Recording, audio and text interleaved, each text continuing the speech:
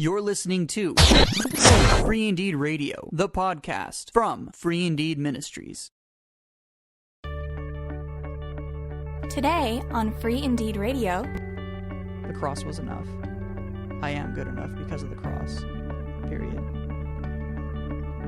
I don't have to do all these things. I don't have to think this way. I don't have to say these words. I don't have to fix myself. I don't have to be good at this. It's just the cross. and now here are your hosts, Brandon and John. Hello, welcome back to Free Indeed Radio. I'm Brandon. And I'm John. And we are excited because we've had a lot going on. We sure have. 2016. How about that? We are already here. It's hard to believe. Calendar's filling up. Lots of neat things. So keep track of our website and see what we're doing. Hey, you know, Brandon, I put that calendar on our website so people can go through it month to month and see where we're going to be and anything that we're going to be doing, especially here in Oregon. We have a lot of events coming up that we're working on. So I want to remind everybody to take a look at that and don't just look at the month that we're on. Look at what's upcoming. Okay. Cool. So there's a lot of new things that have been going on, like in my life personally, and Christ has been taking us kind of full circle back to just the core principles of His grace. Like, and one thing. Oh, I have a girlfriend now. Yay! And she's wonderful, and I love her a lot. I love you, baby. Okay. What? We all do. I can say that on the air. You can say that. But so Christ has been showing me a lot of things just about identity, you know. And one of the things specifically is there are so many things that we don't even think about that we identify ourselves in and with. And one of those things, you hear people on, Christian radio is like, you are not your job. You're not the way you dress. You're not how much money you make. And like, yeah, that's true. And those are like big things. Those are big things that we see. But like the things that we don't think about are like the music we listen to, the things that we like to do. I was just thinking about relationships and my view of relationships growing up. I always figured that unless I connected with people who liked the same things that I liked and wanted to do the same things that I wanted to do, then I wasn't feeling validation in the things I liked, I guess. Like, right. if you don't like this kind of music, then you don't like me. Right. If you don't like, if you don't like hockey, if you don't like football, then you don't like me. I think that's how we tend to see each other. If you don't accept this thing or this thing that I like, and if you can't enjoy it with me, then you can't enjoy me. Right. Or I at the very least, I can't enjoy you because you're not like me. And like it seems to be, it seems to be this simple thing. Like, well, yeah, duh. But it's like, to me, that was a profound realization. Sure. It's like I can love whoever I want because I am not the things that I like. I can connect with anybody on a real level because they are not the things that they like either. Mm-hmm. Does that make sense? Well, it does, and I hear where you're going, and I think that's where people need to be. This is called opening up. In fact, it very much speaks to what we do, and our message and our platform is equipping the church to love those who are not like you, to go out and do what the Bible says, which is to love the world and show the people who don't know Christ, who don't have a relationship with him, what that means, what that looks like. And the only way to do that is to connect with those people. And how do we do that? Well, you're going to connect on things that you don't agree with, or you're going to connect on things that you don't like about them. You know, we've talked a lot about, especially in the gay world, you know, the condoning versus accepting. You know, you can accept the people without condoning what you don't believe is right for a lifestyle. And that's what I think you're referring to. It is within me to like certain things and have maybe even a disdain for others. But it doesn't mean that I should exclude you from my life if God has put me in front of you just because of those things in me. God exposes that so he can say, well, maybe you ought to try looking at this from my perspective, son, and not from yours, and see my grace, my love, my joy for this person. That's why they're there. What do you think? Yeah, I'm like that's definitely a big aspect of it. It's not specifically where I was going. I'm talking about like on a friendship level, like just with other people. Well, it starts there though. You know, you got to meet people. We all know we got to get acquainted. Like if somebody met us in person, they might go, "Wow, you don't look like what you sound," and they would have had a whole perspective built and based on what they think they're going to like and what they think that you connect with before they meet you. So I think it all works together to what you're saying. Right. And it works towards that. Mm-hmm. 'Cause like growing up, I was a pretty well-liked person, you know. But I had a really hard time connecting with people who I had nothing in common with, you know, and that's a pretty human thing. Oh, you know? yeah, sure. Like I didn't really hang out with the jock people or like the popular kids because I didn't consider myself to be a popular kid. I didn't consider myself to be a jock. I considered myself to be a friend. I considered myself to be like an alternative kid. Right. And so by nature, we're not going to mix, even if hey, we're Christians, so we connect on Jesus, but that's about it, you know? And like, instead of Jesus being the main and only thing that we really do connect on, and forming a bond as humans. Sure. And letting all other things just not be stuff that identifies us. Mm-hmm. You know, and I'm talking specifically about ways that we identify ourselves. So let's get into that. Let's go back to your original point. We kind of set up the meeting of the people. So let's get into the specifics of what you're talking about. Mm-hmm. Take us a little further. Well, like... Or give me an experience so that they can relate. Because I know you. I want them to relate to these things because I'm sure it's going to speak to somebody who's going, yeah, that's me. So recently I discovered the fact that I live in Central Oregon. And in Central Oregon, there's a huge community for outdoorsing things. Mm-hmm. And I've never really been an outdoorsy person. You know, like I never identified myself that way. But then, you know, I just found reason to be, you know, and so like found myself kind of getting excited about, you know, backpacking and, you know, just getting excited about all that. And then, well, what was that reason that you said you discovered for the outdoorsy? Kaylee. Go ahead. There we go. That's all right. Because Kaylee what? Because Kaylee is very outdoorsy. Right. And it She's just... athletic. Yeah. Yeah. And like, you know, I was always outside as a kid, you know, like I never had too much opportunity to do a ton of outdoors. Like we went camping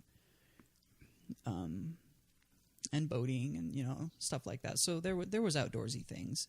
And I went on a backpacking trip in the 6th grade, and I went snowboarding a lot in the 6th grade. So, you know, like, and I had expressed interest to you about wanting to do like backpacking and rock climbing and stuff like that before I even met Kaylee. So there's my defense.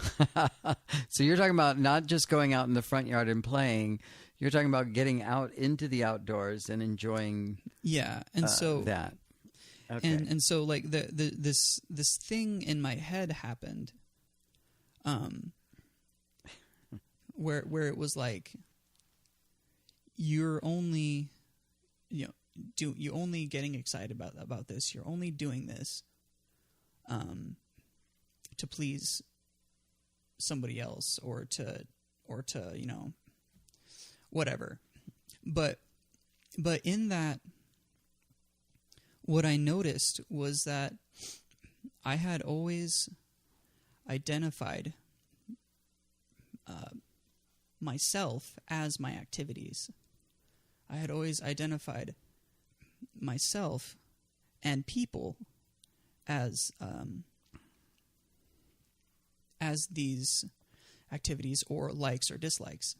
And it gave way to this whole, exposing this whole thought process of, well, I can't hang out with this group of people who want to do this different activity because I don't like it enough.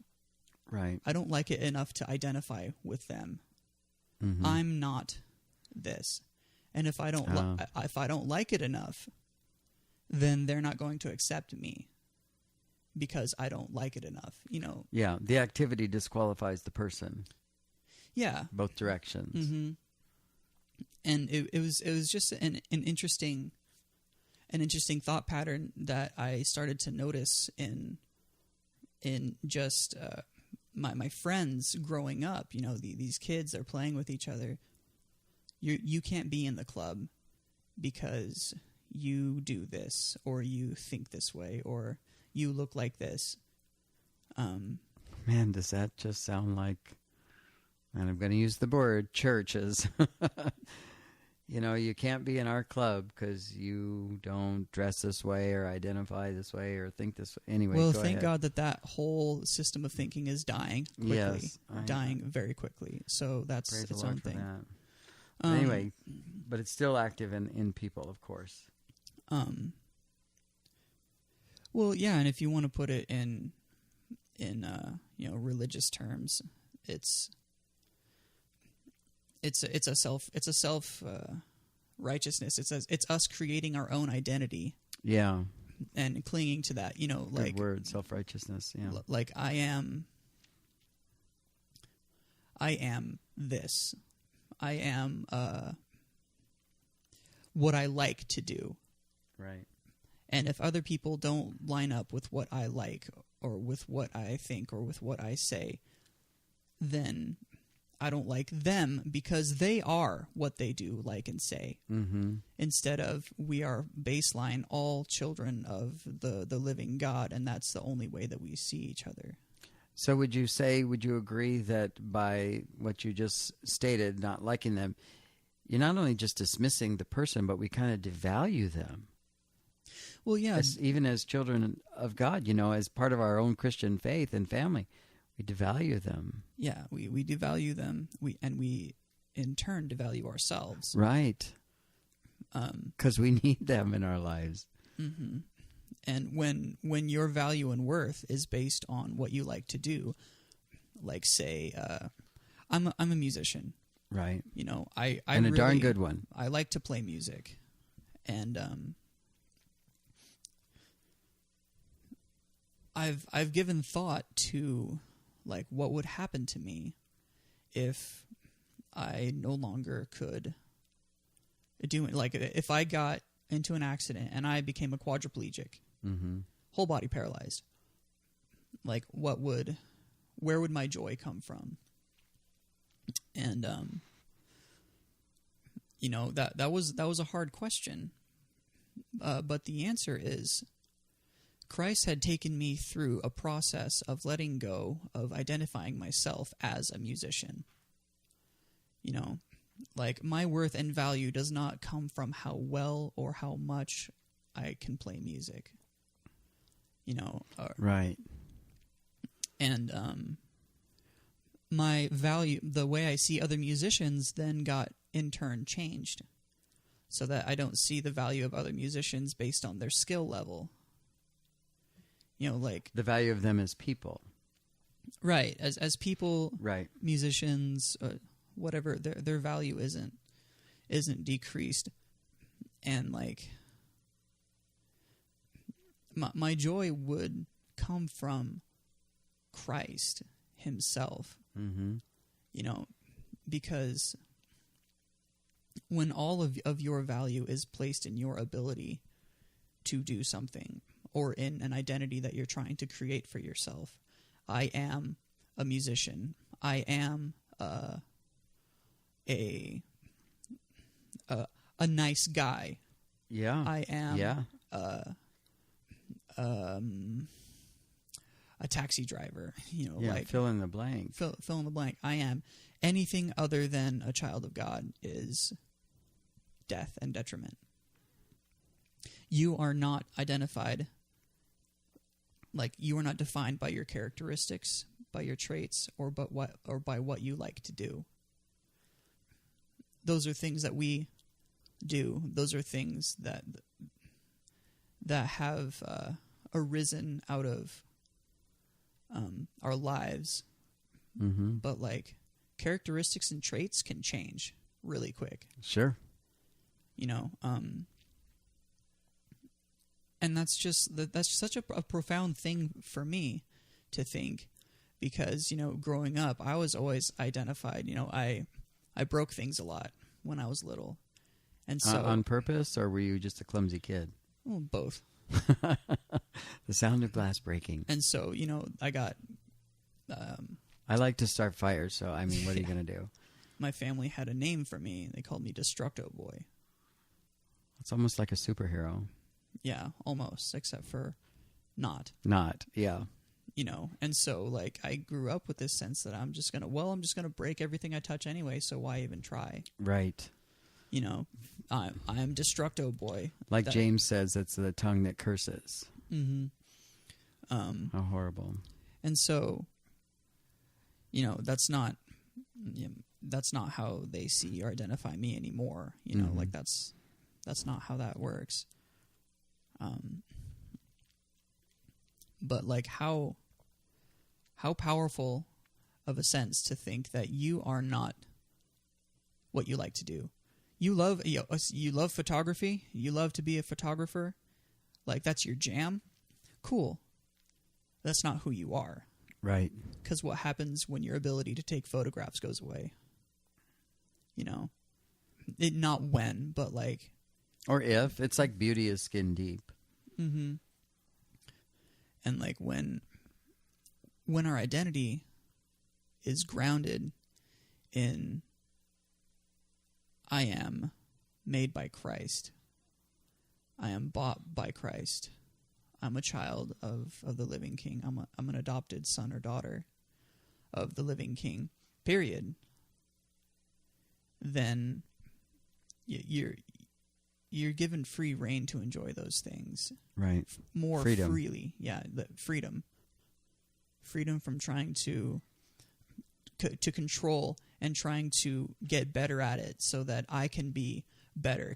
Because what also comes in those things that you identify as is if you're not good at them or you fail in them, which you will, Mm-hmm. your whole identity comes into question.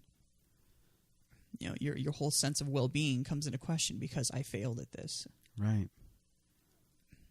And I think you make a very good point that through all of these things, and especially when you point out the failure and where it all falls apart or can fall apart, it's because you're self-focused. Because when we're focusing on trying to make ourselves better at a thing, we're not focusing on what God has made us to be and what He's bringing us through in this life and you know, teaching us and where we should be heading. our world especially is so caught up in exactly what we're talking about. People's value is what their job is, or how well they can entertain or make money for this person or that, or whatever it is, without regard to who are they in their heart. How close are they? How much closer is someone to Christ because you were in their conversation today, because you had an effect today? How much closer are you to Christ because somebody else was part of your life today? Right. And that's where we need to find our value. And then recognize that God gives us these talents and gifts and things that we get to do to use for His glory. Mm-hmm. But it's still, like you said, those things end up in the middle of us, between us, instead of next to us. And they preclude us from getting to know that other person in a righteous and wonderful way, the way God would have it to be done, because we suddenly can't see past that. Right. And one final thought on all of this is you can find a false identity in being a Christian. Mm-hmm. Explain that. I like being a Christian. I like reading Christian books. I like going to Bible study. I like all this stuff. I do all these a lot. I do all these a lot. Look at me. I'm good at them. Yeah. And that's what people praise you about. And not that those things are bad. No, yeah, not that they're bad, but it's a focus. Mm-hmm. The scripture that's been in my head a lot has been Ephesians 2:8-9. For you've been saved by grace. It's not a result of works, lest any man should boast. It's a gift from God. You've been saved by God's grace, and you are being saved. Right. That's right. By God's grace through your faith in the finished work of Christ on the cross. That's right. And there's nothing that you can obey. There's nothing that you can like. There's nothing that you can do that will make you better at this or more pleasing to God in any sense. And that's hard. That's hard for us to grasp sometimes, because of all these things that we have set up in our head in what gives us meaning and purpose. Right. And then what you're taught too. Or and I think part of it can be what you're taught, and then the message is not true. You have to join this and you have to do that. I think that we have to also be careful to remind people that the desire to serve Christ, the desire to want to do for God, man, let that run free. Yeah, because good. God loves that. But just be aware in that sense, because all of these are individual. All of these are different ways of thinking. But in the sense that, I just want to do more for God, that's great. Keep going. But keep listening to what He wants you to do, because joining another Bible study, it might not be what He wants you to do. He might want to have that time slot for something else, and that's okay to do that, because like you said, becoming that identity of, I'm doing this good, look at all my stuff. I mean, even Paul said it doesn't matter what I do, it's as filthy rags. So we can't get trapped into the thought that I'm good at being a Christian because I'm doing this stuff, and then you preclude or exclude people from you because they're not doing what you do. Well, I mean, and it doesn't mean that doing that will automatically exclude people. No. Because I grew up, not grew up, but when I became a Christian, I wanted to do and be everything that was Christian. Absolutely. I started listening to Christian music. And I hated Christian radio because it was so super cheeseball, and I'm just like, I'm not into this at all. And so my friend David showed me, that there's such a thing as Christian metal. So then all of a sudden I was not allowed, but I was like, oh, it's really cool that there's Christian bands that don't just play on piano and Right. guitar,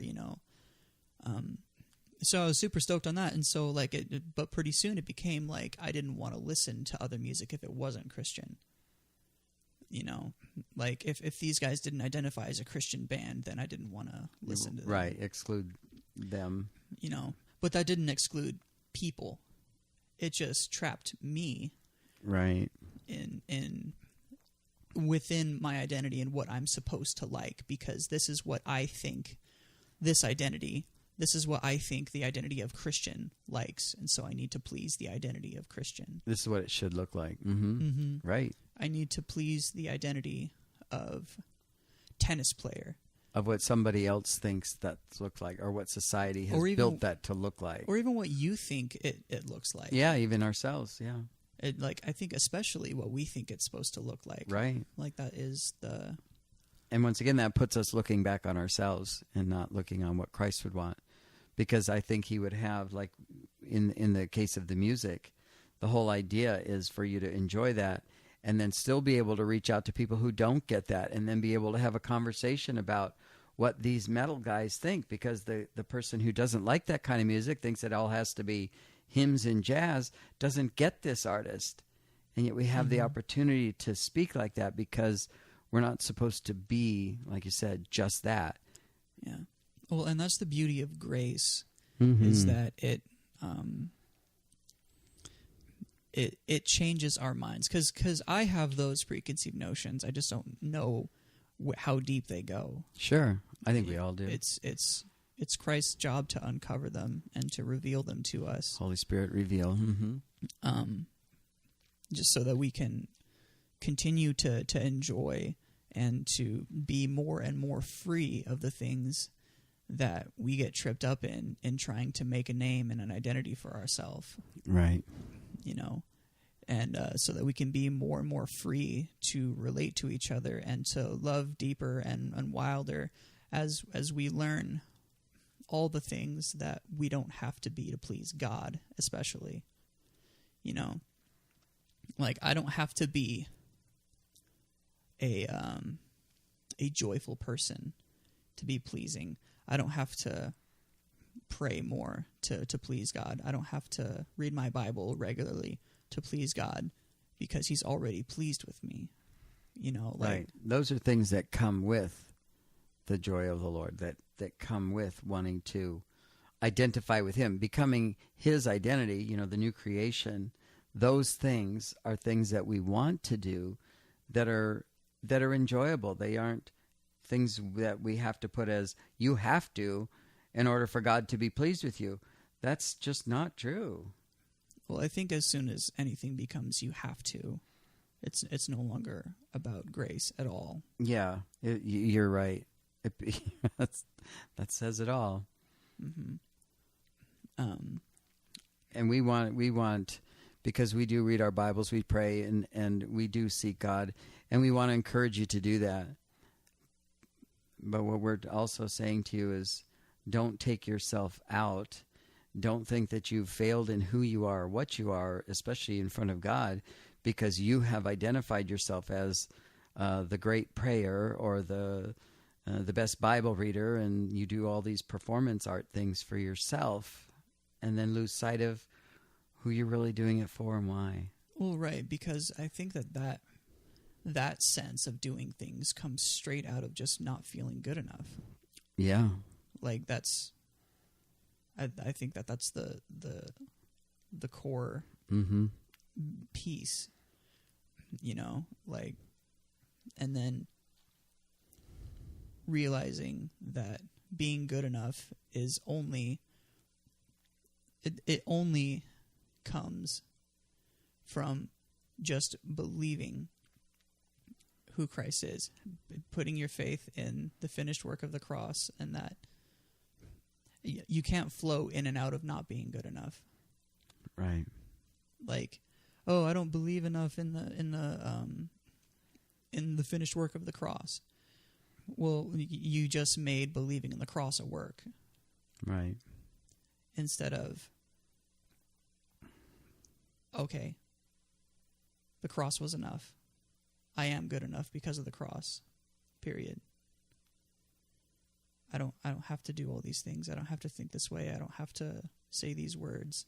I don't have to fix myself. I don't have to be good at this. It's just the cross. And it's generally not really a belief issue. It's an understanding. Because you believe in it, but maybe you don't understand all of it, because the cross is pretty big and pretty awesome. I don't even know that I understand all of it, but I have a great deal of knowledge, not just head knowledge, but in the heart, because God teaches you that. If you go, well, I don't get that, but I'll just let God teach me that. I'll let him show me what that whole finished work on the cross really means to me in this situation. That's belief. That is believing. That is faith. But now with that comes, as the Bible talks about, understanding. And we all need that.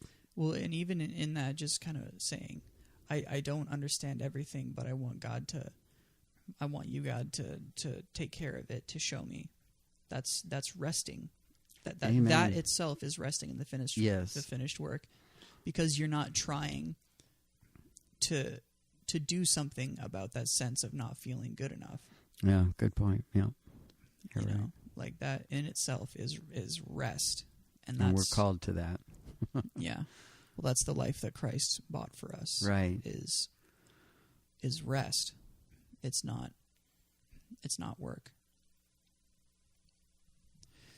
Yeah. Well, this has been great. I hope you guys got something good out of that. Let us know. And we're gonna keep recording for you and stay in touch, okay? So Brandon, any closing thoughts there, my brother? Keep on the lookout, because we have a lot of events planned for this summer, and we're definitely always looking for people who are interested in being a part of them. And if you would like to be a part of something like that, be a part of an event, or know how you can support us in any way, feel free to contact us. If you want to get involved, feel free to contact us. Check out our website, go through the contact us, and we'll get back to you. Yeah, freeindeedco.com. And this has been another episode of Free Indeed Radio. So go out and change somebody else's mind about God. Thank you for listening to Free Indeed Radio. Send us your prayer requests, comments, and suggestions to freeindeedco@gmail.com. We would love to hear how the Lord has touched your life and rejoice with you. Don't forget to sign up to follow us by email on the website and get our app from the Google Play Store. Free Indeed is listener-supported, and we invite you to come check out how you can support us through our website at www.freeindeedco.com. Free Indeed Ministries believes that your tithes belong to your local church, and we receive your donations as offerings to support the mission of Free Indeed to advance the gospel of grace throughout the world. The Lord bless you as you go into your world and change someone else's mind about God.